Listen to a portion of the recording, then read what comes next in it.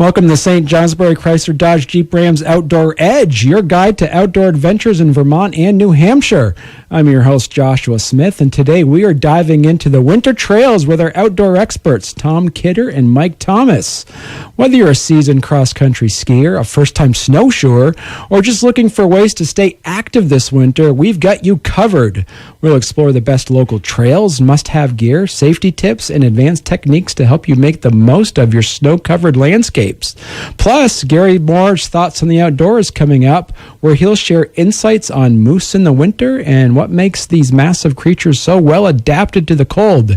And don't forget the Outdoor Edge weekend forecast from Mark Breen at the Fairbanks Museum, so you know exactly what conditions to expect before heading out. So grab your skis, strap on your snowshoes, and get ready for a packed episode of the Outdoor Edge.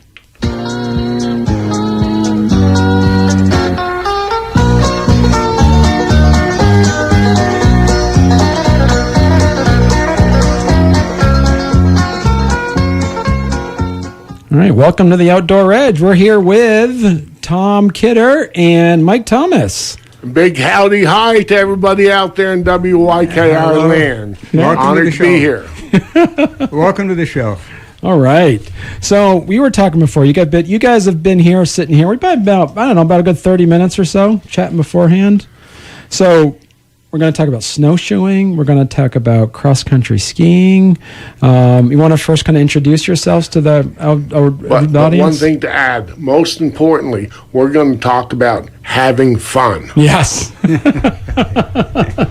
Yeah. When I taught skiing for many, many years, Mike Thomas here, when I taught skiing for many, many years, I'd have people, taught a lot of kids in school and beginners, and it was, I'm no good at this, I'm no good at this.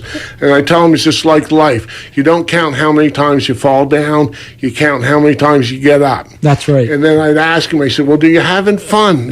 Oh, yeah, this is the ball. Well, then you're an expert, because that's the whole point of going out, is having fun. I'd say it's the great thing about cross-country skiing and snowshoeing. There's even when you're learning, it's fun. You don't have to wait until you're good at it. You have fun from the get-go. Right.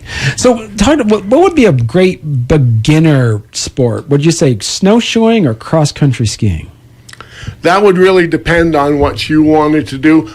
Cross-country skiing, once you get going at it, it's more a slide and a glide, a lot of backwoods, and just recreational skiers do more of a shuffle. Mm-hmm. And then the snow conditions we've had over the last couple decades, granted this winter is an exceptional winter with snow, yay!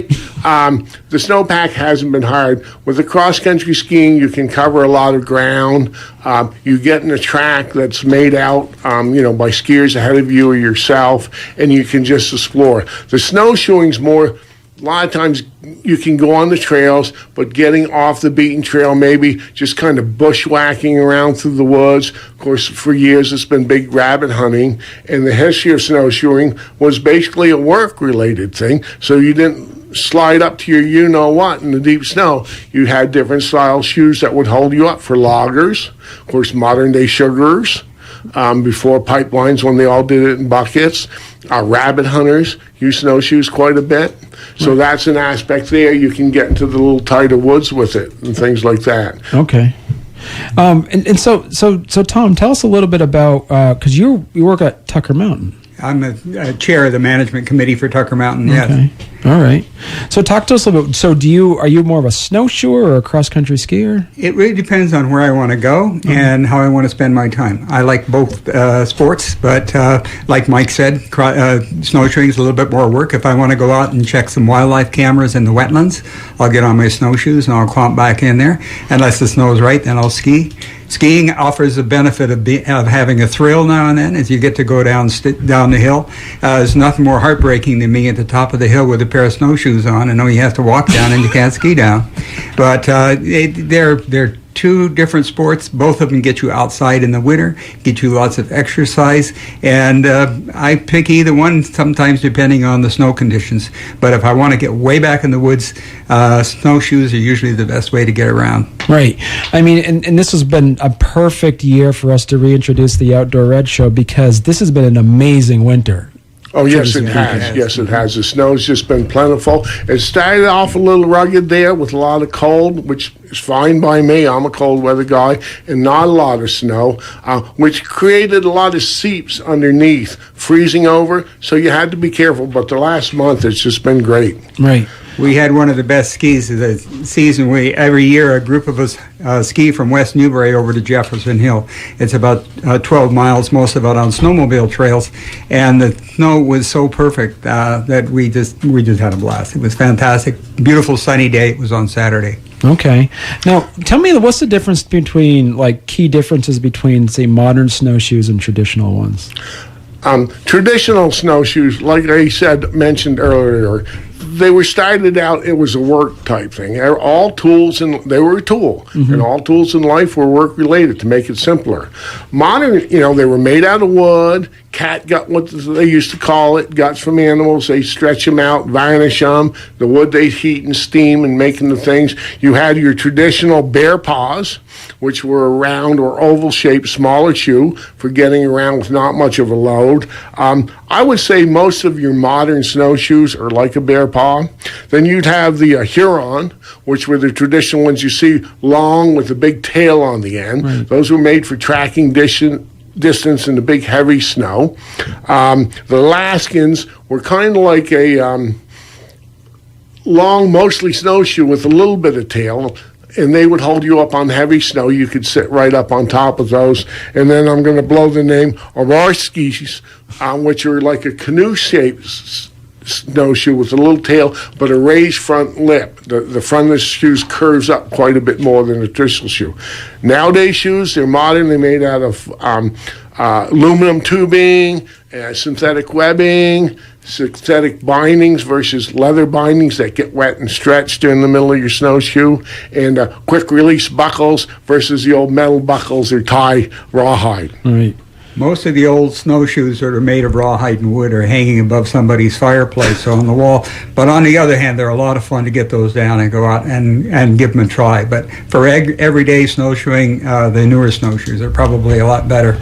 And there are a lot of different conditions. A smaller snowshoe works pretty well on snowmobile trails or in alpine regions. Larger snowshoes are good for looser snow. But if you want to start snowshoeing, don't get 4 or 5 different kinds. Pick one good snowshoe that's suitable for your weight, and you can find charts on the internet for how heavy you should be for what size snowshoe. Right. And go with that and see how you like it, and then you can start branching off a little bit. Another quick thing to mention, on the modern shoes, where your foot hinges on the bracket, a lot of them will have a cleat in there. And what that does on the crustier snow or on the other snow, that allows you, especially climbing hills and even descending, that allows you to grip more. The other big thing, snowshoes back in the day when you were working, lugging stuff, you didn't really use poles. Modern snowshoes, I recommend using poles for. Go to a sporting goods store, there's a lot around. Talk to your qualified sporting good expert there. They'll fit you up for your height, size, and a little bit of the type of terrain. Like anything, you can spend low dollar, you can spend high dollar. I recommend getting something in the middle there. The equipment's going to be a little bit better, perform better, and last longer. All right. So we're going to take a quick break. And coming up next, Gary Moore is going to talk about moose in the winter, how these massive animals thrive in the cold and what they eat and where they mostly spot them this season. And if you love learning about Vermont and New Hampshire's wildlife, you won't want to miss Thoughts on the Outdoors coming up right after this break. It's the St. Johnsbury Chrysler Dodge Jeep Rams Outdoor Edge on YKR Country. The Autosaver Group St. Johnsbury Chrysler Jeep Dodge Ram asks, do your outdoor adventures take you to where you wish you had a four-wheel drive or all-wheel drive? At St. Johnsbury Chrysler Jeep Dodge Ram, explore their vast inventory of adventure-savvy four-wheel drives and all-wheel drive vehicles ready for you to drive at home. Plus, every St. Johnsbury Chrysler Jeep Dodge Ram deal includes the Big Deal Plus, which is a 2-year unlimited scheduled maintenance plan, which includes free state inspections for life. Stop in today in St. Johnsbury, Vermont, or shop St. Johnsbury Chrysler Jeep Dodge Ram online at stjohnsburycdjr.com. Gateway Sports in Wells River knows how much it means to you to get a great deal on guns, ammo, and accessories. Gary and the gang are always ready to deal. Stop in soon. Gateway Sports has an excellent inventory of new and used long guns, shotguns, and handguns in a select variety of your favorite caliber. Plus, they have a large assortment of ammo. They can also special order your request. The selection of new and used, unusual, and classic firearms is tremendous. Buy local at Gateway Sports, Wells River. Your website isn't working for you. Hi, this is Jay Davis, co-founder of Northeast Kingdom Online. I'm sure you've seen us online already. We've created hundreds of websites for companies just like yours. If you're ready to stand out on the internet, it's time to join forces with Northeast Kingdom Online, Northern New England's premier website design company. From security to mobile responsiveness, we handle it all. Let's make your website as unique as your business. Visit us at northeastkingdomonline.com and let's get started. Achieve more with northeastkingdomonline.com. Miles Supply, your stop for all your general business products, paper towels, toilet paper, first aid kits, and more. Purchase your paper and soap products from Miles, and they'll install the dispensers for free. Do you own a salon, restaurant, coffee shop, or gym making a monthly run to the big box store for your business supplies? Save time with Miles Supply. Call today for a sales visit, 476-3963, or walk directly into their showroom, 143 Boynton Street next to Spalding High School. Miles Supply, family-owned and building relationships since 1954. Good evening. This is Gary Moore with Thoughts on the Outdoors. I thought I'd start off tonight talking about moose hunting, actually, even though it's quite a ways away. But so many hunters, not just here in Vermont, but from a large area around us, are interested in what happens with the Vermont moose season. Fish and Wildlife Board has now authorized issuing 180 moose hunting permits. By the way, they'll all be up in Wildlife Management E, back in the far northeast corner of Vermont, up in Essex County.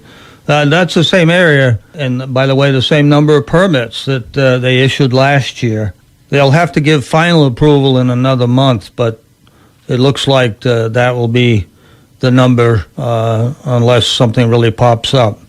The goal of the department, of course, is to try to keep the moose population healthy. There's been a problem with primarily with ticks.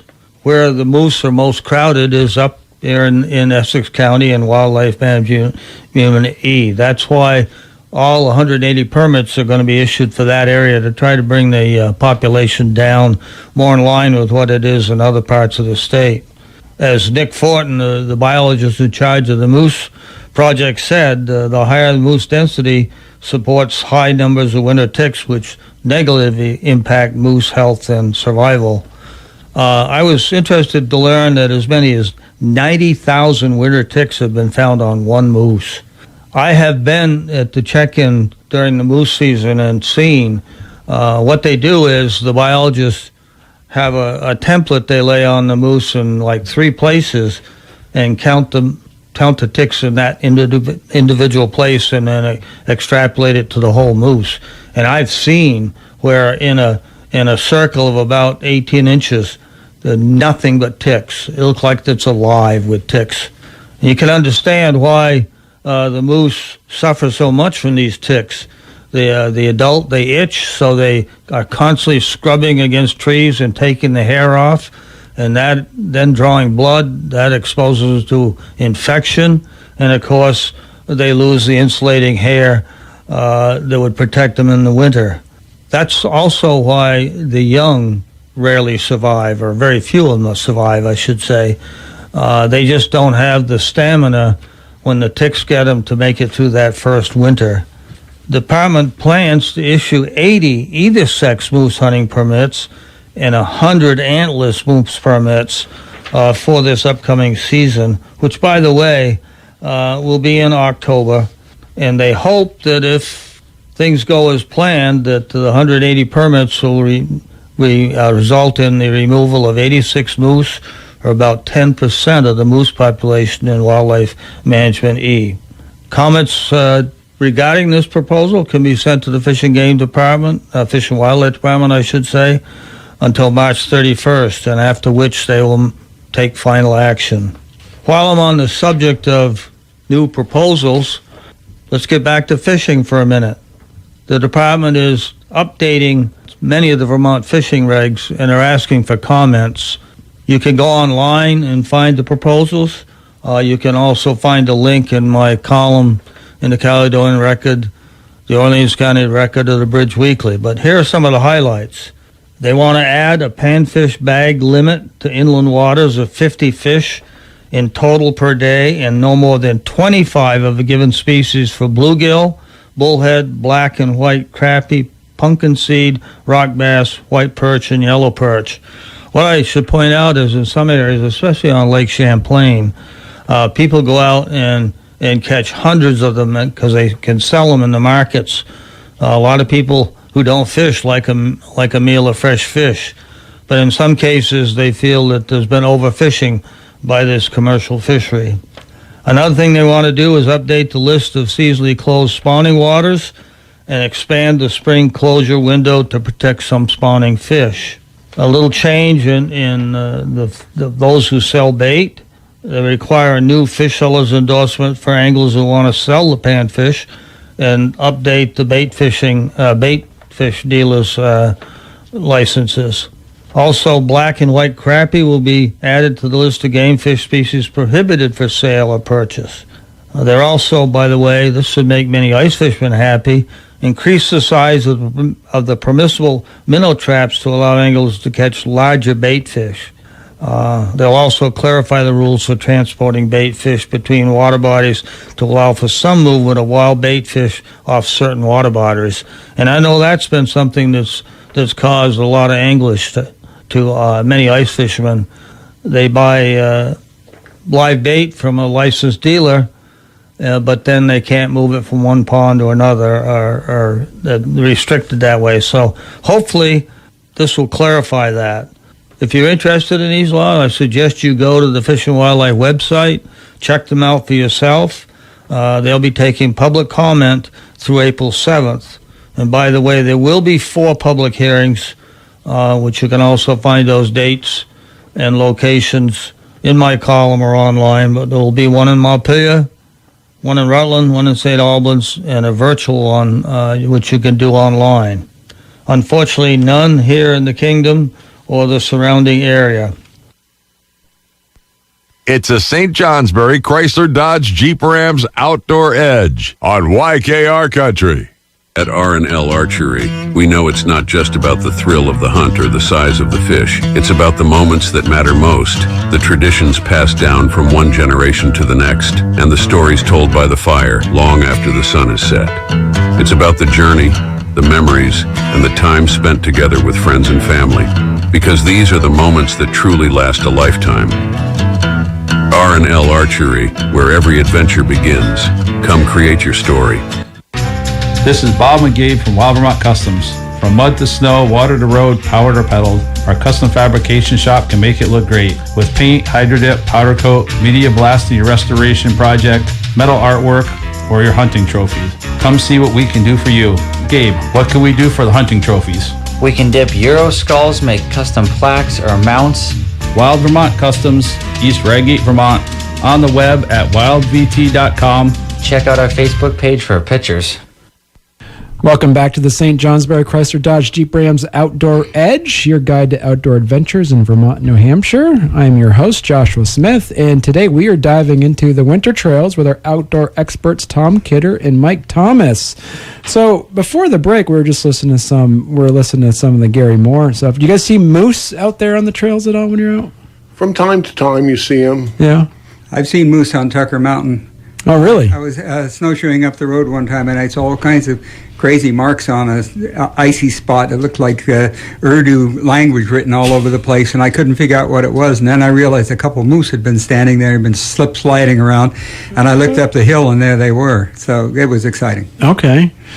So we'll continue our conversation, talk about some snowshoeing. What are some gear, Tom, that we'd have with snowshoes? Well, I think if you're just starting out with snowshoeing, I think you can go on Marketplace on Facebook or Craigslist or something like that, and usually you can find a pretty good pair of snowshoes for not very much. You want to do a little research online and see what kind of shoe you're looking for. I think the critical part of a snowshoe is the bindings and how well your boot fits in that binding. I don't think you want to buy a snowshoe until you've tried putting your boot in. And not only that, when you're getting ready to go out, try your boot in the binding before you go. Because when you're out there trying to fuss with it and your fingers are freezing cold, you don't get very far. And then you get disappointed. And we don't want you to get disappointed. We want you to like the sport. But if you borrow snowshoes or buy a low-price pair, find out if you like it, then you can get a little more serious about shopping for it. But I would recommend that. Right, and because any pair of snowshoes work with and any pair of winter boots work with snowshoes. Some warm boots, yeah. Okay. The bindings are usually adjustable for just about any boot. But again, if you buy something online and you haven't even tried your boot in it, you don't know. The binding might be a little small, it might be a little large. A lot of the bindings, some are easier to put on than others. Some use a ratchet, some use straps.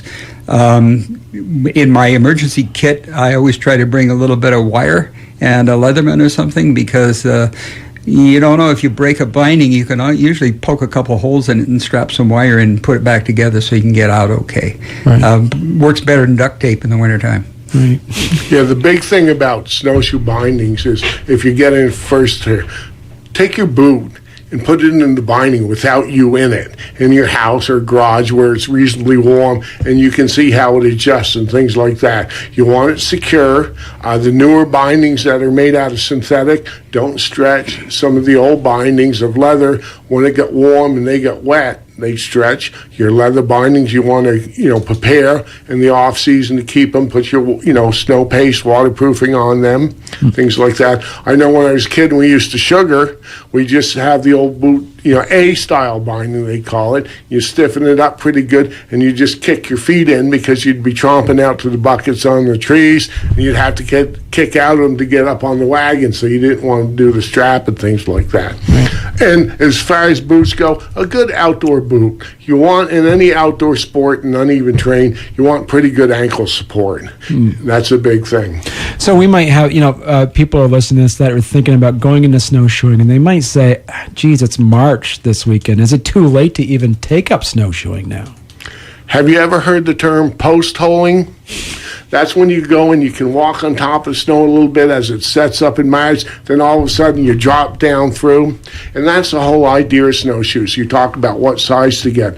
The bigger you are, the more weight you have, or the looser and lighter snow you have. Snowshoe is designed to keep you up on top. For the most part, you might be sinking in maybe 4 to 6 inches, but that's better than 2 feet. So yes, springtime's a great time to get out on snowshoes. An open field where the wind blows is going to crust over quicker than in the deep woods. So you'll have two different types, the backside of the mountain, the shade. You'll have multiple different type of snow conditions on your journey. As long as there's snow, you can use snowshoes. I would recommend, the first time you take them out, try them on a snowmobile trail or something like that, or you just get used to walking on them. Then take them into the deep snow. And even in deep snow, they're not always going to keep you right on top, but they'll sure keep you up above so that you can walk through the woods. And if you're hiking with a friend, take turns breaking trail. The real effort is breaking trail. It's easy to follow somebody. So make sure that if you're breaking trail, you get your buddy up there to break trail for you for a while. Now, and as I say, because we've had such a great winter, I mean, there's a really good chance that we're going to see some snow in the woods up until April, probably, too. Yeah, we're valley folks down here. People have to remember that. 400 plus feet on the Connecticut River floor. That's pretty low. You get up to West Newbury, where Tom is, and you get up to Tucker Mountain. Then you go up into Groton State Forest, which is a whole nother range of exploring and enjoyment, and just there's great outdoor activities up there in the wintertime. It is a wonderful place for snowshoeing and skiing in Groton State Forest. And we were mentioning sharing the trails with snowmobiles. I have to say that in the last 10 years that I've skied or snowshoed, snowmobile people are so courteous and so aware of being cautious when they come upon skiers. And they wave and they smile, and it's a great relationship that we have here in Vermont with sharing the trail. Okay. And that's important. And remember, you can hear them coming. They oftentimes can't see you. They have the helmet on, they might have music on, their speed's a little different than yours, so don't walk four abreast. You hear them come and move to the side. And I highly recommend it for people to go out and use their local club's trails. Pay dues to the club. It's not that you don't have to join the statewide vast organization. You can just pay dues to your local club. Those guys are out there after the floods we've had the last couple of years doing bridges, doing trails. They groom the trail for your enjoyment. Give them a little extra out there. They appreciate it. And you did mention too, you want to talk about a little bit about trail ethics? Yes, I did. For both cross-country skiing, hiking in the wintertime, and snowshoeing, using the trail is great. Cross-country skiers love a nice track. If you go out and ski and, day after day, you'll build a little track in the snow, and that allows your skis to glide. The idea is when you can get forward on the 1 foot lean more and glide and swing that other foot into action to set your head, you get a nice glide and stride rather than shuffle. I'll use the Cross Vermont Trail right out of Boltonville here off of 302 as an example. It's X amount, it's 6 feet wide. If you're going out cross-country skiing, breaking trail, stay a little to the right. You don't have to be way off to the right, but a little right of center and make your track. If you're snowshoeing or hiking, stay a little to the left. And I've seen it time and time again. People go and you make a nice track for yourself. You go out the next day, and there's all these post holes from people walking through it. Just stay off to the side. And, of course, all the other rules apply. Take in what you take in. Be courteous to others on the trail. You're all out there having a fun time. Litter's the worst thing you can see out there, and just make sure it's safe for everybody, But the big thing is use the trail in different ways. They're all there for all of us to enjoy. All right, we're going to take another quick break. And when we get back, we'll have more Gary Moore's on the thoughts on the outdoors, and we're going to talk about cross-country skiing next. It's the St. Johnsbury Chrysler Dodge Jeep Rams Outdoor Edge on YKR Country. At Red Clover Bikes in Fairleigh, Vermont, we know that a bike is more than just a ride. It's an extension of who you are. With financing available on top-tier Trek bicycles, e-bikes, and a team that's all about making biking accessible and fun, we help you make the most of the roads and the trails that make this little spot of heaven special. Whether you're looking to enhance your bike's performance or need expert advice on the latest cycling gear, we've got you covered. So come visit us in Fairleigh at Red Clover Bikes, where your adventure begins. Hi, this is Jay Davis, co-founder of NortheastKingdomOnline.com. As Northern New England's leading digital marketing agency, we will help your business harness the power of SEO, social media, and beyond to enhance your online presence. Your customers are looking for you. Work with our team of marketers to build a complete online marketing strategy. Visit NortheastKingdomOnline.com to see how we can heighten your brand. Achieve more with NortheastKingdomOnline.com. All right, welcome back. There are a lot of things happening in the coming weeks, some of which I think would be worth mentioning. I know a lot of you have a lot of interests, varied interests, as do I. First off, this coming weekend, February 28th through March 2nd, that's Open Snowmobile Registration Weekend in New Hampshire. Riders from throughout New England, as well as those from all around the U.S. and Canada, will have the opportunity to explore over 7,000 miles of trails in New Hampshire. I should point out that though you don't have to register in New Hampshire, you got to abide by all the other regulations regarding how to ride legally, where to ride, etc. But that's a blessing for those of you who don't live in New Hampshire to get a chance to ride over there. Coming up, March 7th and 9th, the New Hampshire Outdoor Expo will be held at the Hampshire Dome in Milford, New Hampshire. So if you're interested in looking at some new tackle or equipment, you might try that. The next weekend, March 14th to 16th, the New Hampshire Camping and RV Show will be held again at the Hampshire Dome in Milford. So if you're interested in splurging on a new RV or a trailer, that's the place to go. From New Hampshire also, registration is open now for the March 29th turkey hunting program co-sponsored by New Hampshire Fish and Game and the National Wild Turkey Federation. It'll be held down at Fish and Game headquarters in Concord. You might go online and look more about it. It's primarily for those who haven't turkey hunted before or want to just improve their skills, something to consider. And while I'm talking about turkeys in New Hampshire, again, they're reminding people that they'd like you to report any flocks of turkeys you see through the end of this month, of March, I should say. That helps them get a better idea of what they should have for seasons in the future. The conservation officers are asking people to be really careful when you're done ice fishing, to remove any obstacles left on the ice that could be run into by snowmobiles after dark. Pick up all your trash, but if you've made up a mound of snow to protect you from the wind and it freezes, that can be an obstacle too. So just clean up after yourself, because at nighttime they may not be able to see those things. We have the Cog Railway over on the west side of Mount Washington. Many of us have ridden the Cog Ray many times over the years. It's a unique ride, but it's until recently, until the last few years, it's always been shut down in the winter. You could only ride it during the warm weather months. It's now open in the winter to ride up to Wambach Station. So if you want a special experience, it's a chance to do so. It's only about an hour round trip, so it doesn't ruin your day. But if you go on a nice sunny day like we've been having lately, it can be a lot of fun. My wife and I did that a couple weeks ago, and we really enjoyed it.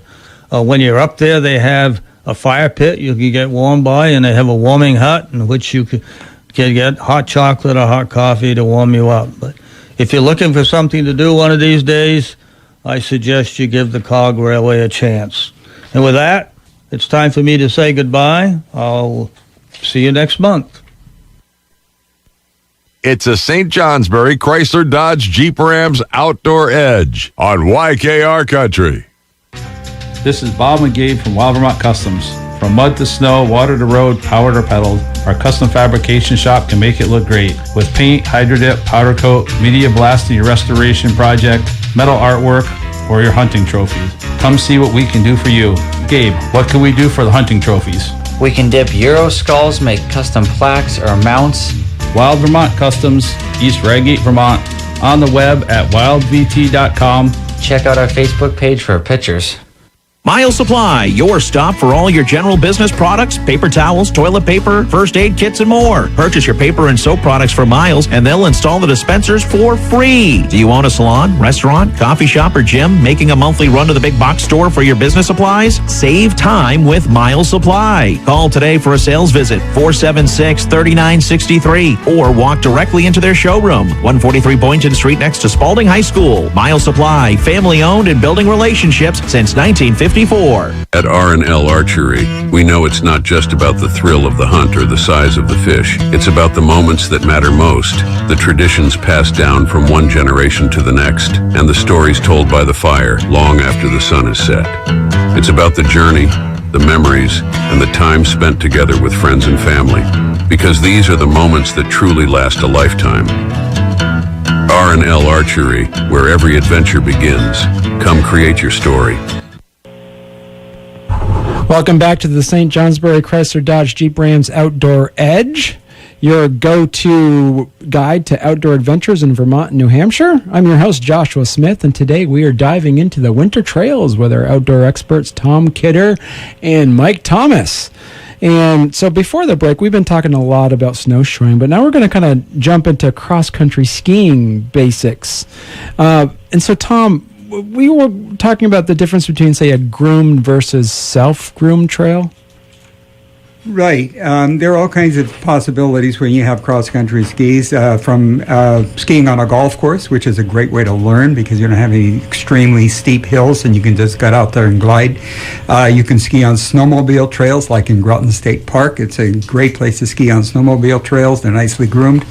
But if you go to a place like Trapp Family Lodge or Craftsbury or the Woodstock Nordic Center or the Greens, Bretton Woods, any of these places, they have big groomers that come through, and they'll groom those trails so that you have 2 tracks that are perfectly set, that are great for classic skis. You can just glide in those forever, and you just cruise right along.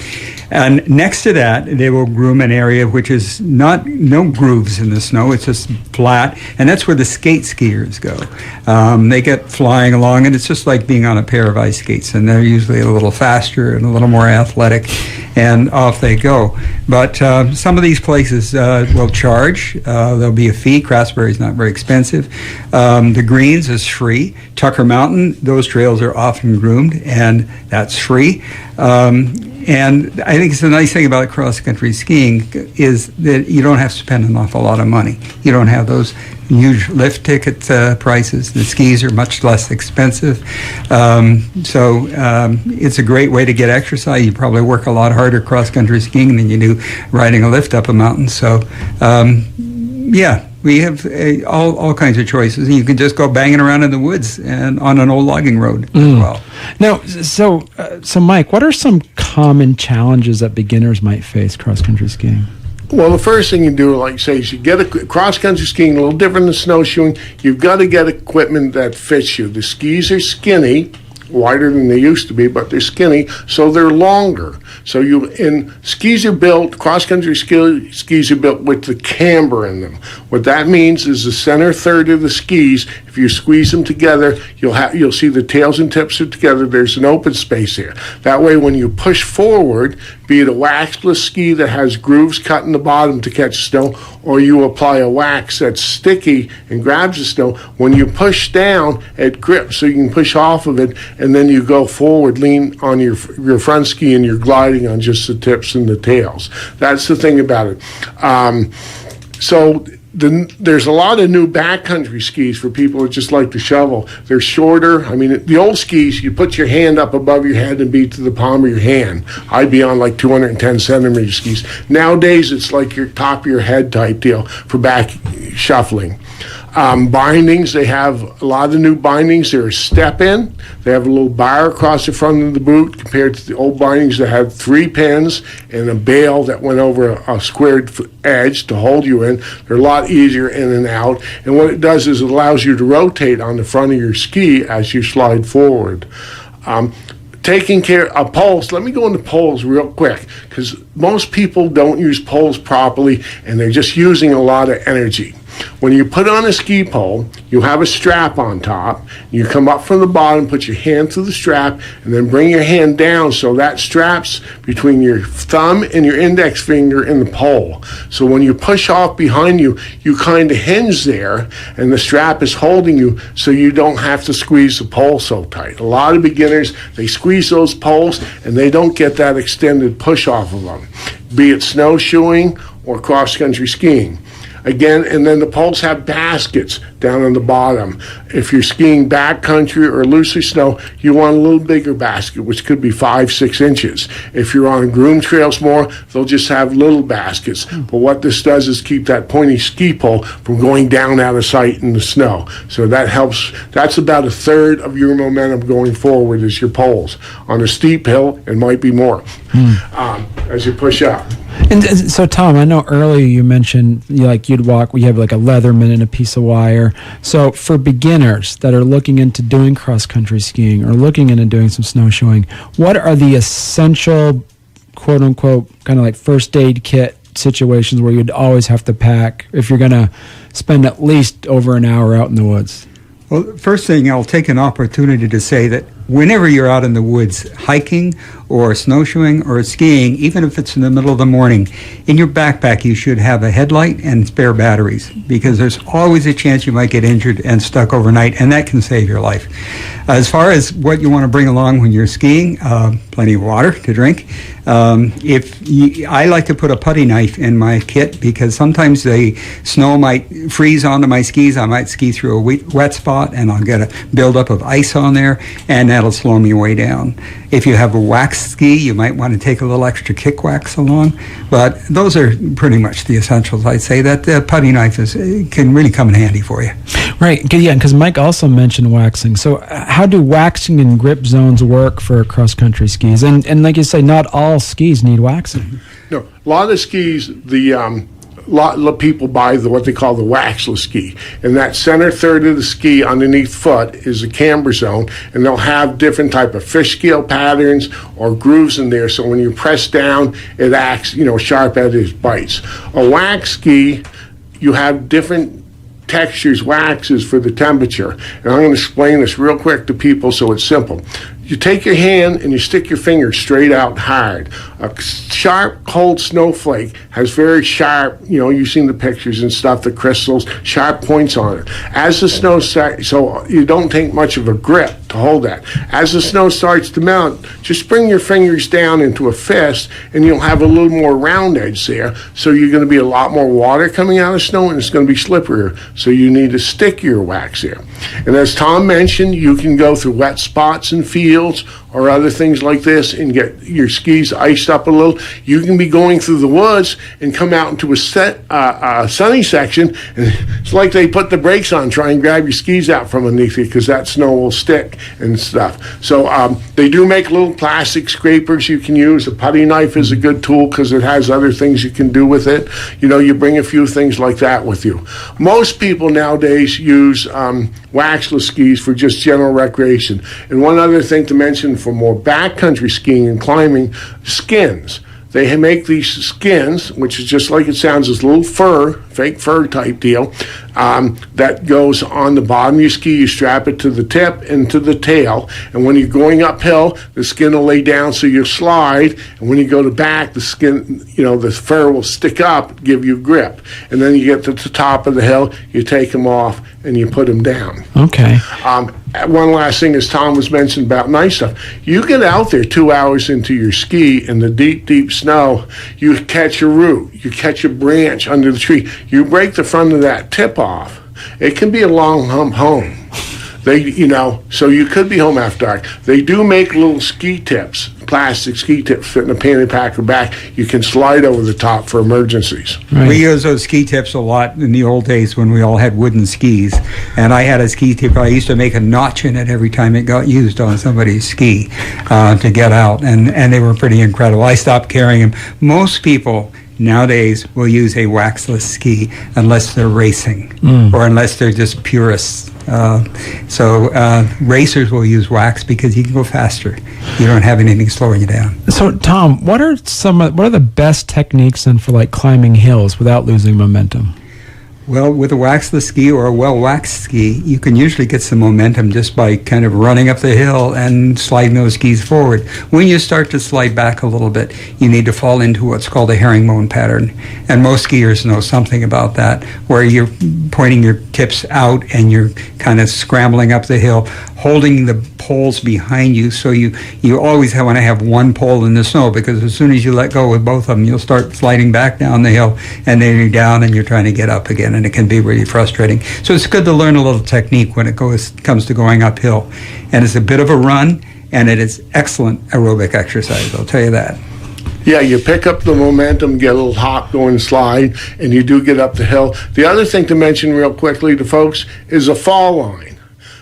In skiing, there's a term called the fall line, and that's the straight. If you made a snowball, rolled it down the hill, that's the line you would be going. You want to, on steep hills, either up or down, you want to cut across that fall line. If you're going on an angle, and we're talking that V-wedge herringbone that Tom was talking about, your downhill ski will be in a little sharper V than your ski going up across, so you get a little bit more grip, and then you adjust to the terrain from there. Okay. All right, we're going to take another quick break, and before we get back, we're going to be listening to Mark Breen's Outdoor Edge forecast. So we're going to know if this weekend will bring fresh powder for skiing and snowshoeing, or should you prepare for some icing trails. So let's stay tuned for that. It's the St. Johnsbury Chrysler Dodge Jeep Rams Outdoor Edge on YKR Country. Gateway Sports there in Wells River is a gun store that will speak your language. Gary has one of the biggest selections of firearms that you'll ever need. Just take a short ride down to Gateway Sports. They are in Wells River on Route 302, just before the bridge. Don't blink, because you might miss it. You'll find Gary. He'll treat you right. I've known him for a long time, and he always will. Stop by to see what the daily specials are. Stock up on your favorite ammunition, including some of the hard-to-get stuff, and ask about how you can get started reloading ammo yourself at Gateway Sports, Wells River. At Red Clover Bikes in Fairleigh, Vermont, we know that a bike is more than just a ride. It's an extension of who you are.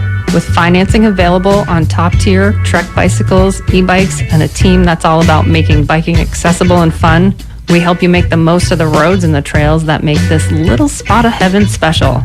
Whether you're looking to enhance your bike's performance or need expert advice on the latest cycling gear, we've got you covered. So come visit us in Fairleigh at Red Clover Bikes, where your adventure begins. The Autosaver Group St. Johnsbury Chrysler Jeep Dodge Ram asks, do your outdoor adventures take you to where you wish you had a four-wheel drive or all-wheel drive?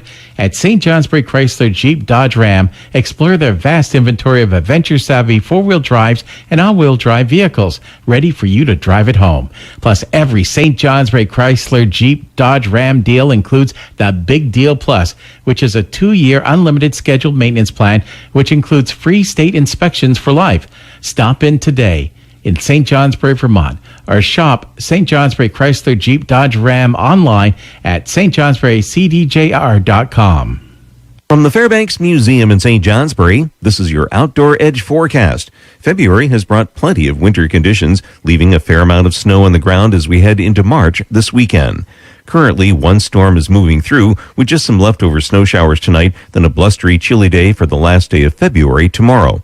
A lot of kids are on school vacation, so it would be nice for the weather to cooperate this weekend. A second period of snow is on the way for Friday night into Saturday, likely bringing a few more inches of snow, so we should have a wintry start to the weekend. However, winter really gets cranking for Sunday into Monday as a late-season blast of Arctic air rolls in, dropping temperatures to near zero Sunday morning, only in the teens Sunday afternoon, and below zero Sunday night into Monday morning. The good news, this intense blast will lift out quickly with mild temperatures, even some rain showers by Wednesday.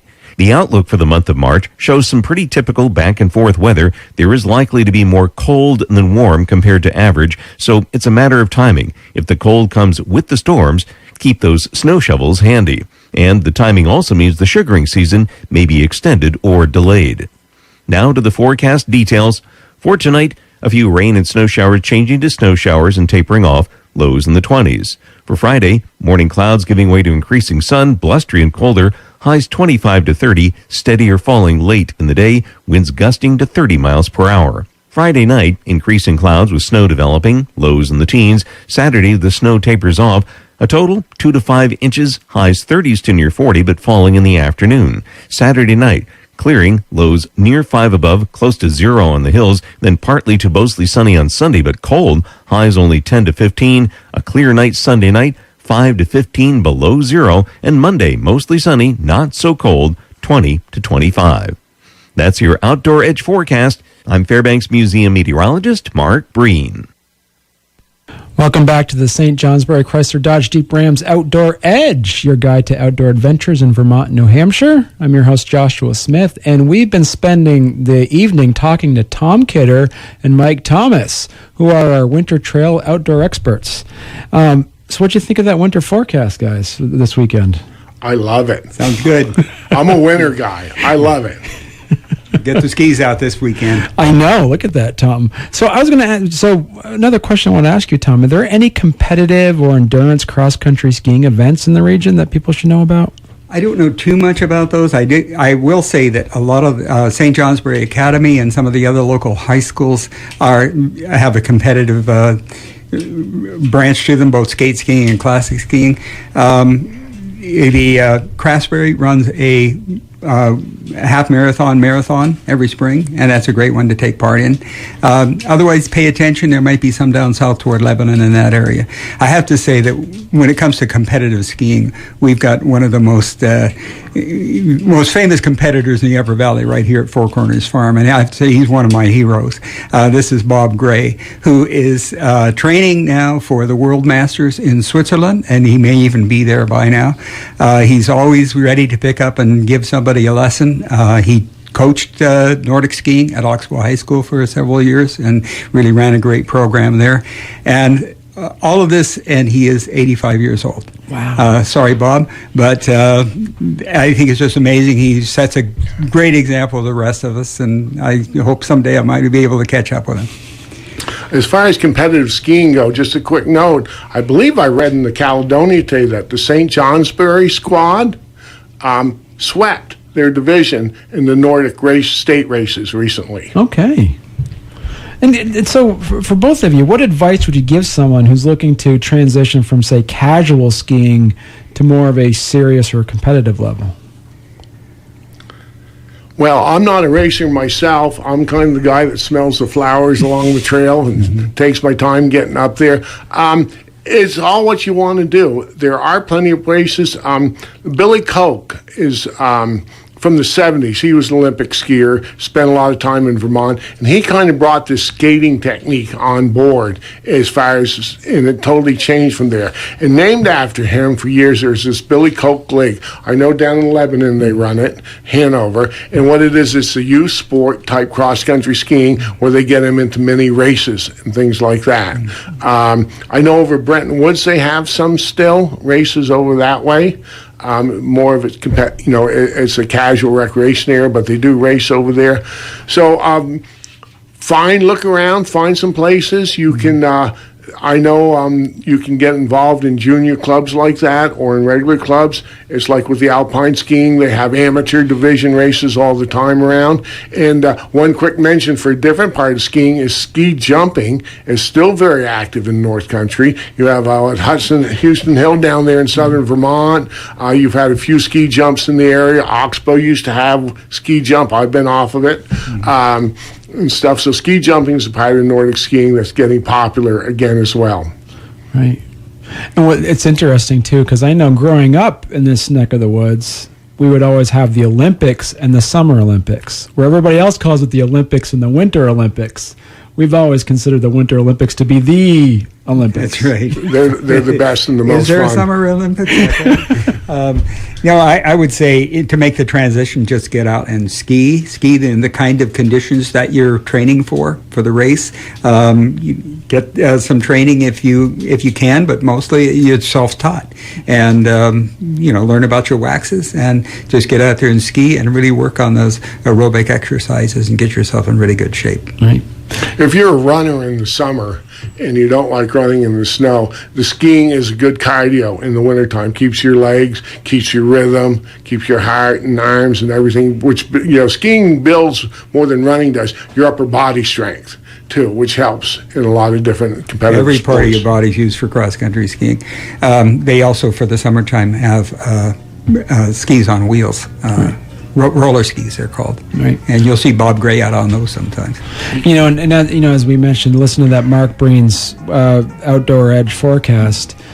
For those that are listening and thinking, geez, I think it's too late to get into skiing. No, we still have a pretty good month and a half left. So the gardeners aren't happy with that forecast, but I think the cross-country skiers and the snowshoers are going to be happy with that. Well, we're very lucky living around here. Like I say, we're in the Connecticut River Valley, and our snow will be long gone when it's just getting that spring condition. We call it hero snow, where you can stay up top and it's just slush enough up in Groton State Forest because of the elevation difference. Right.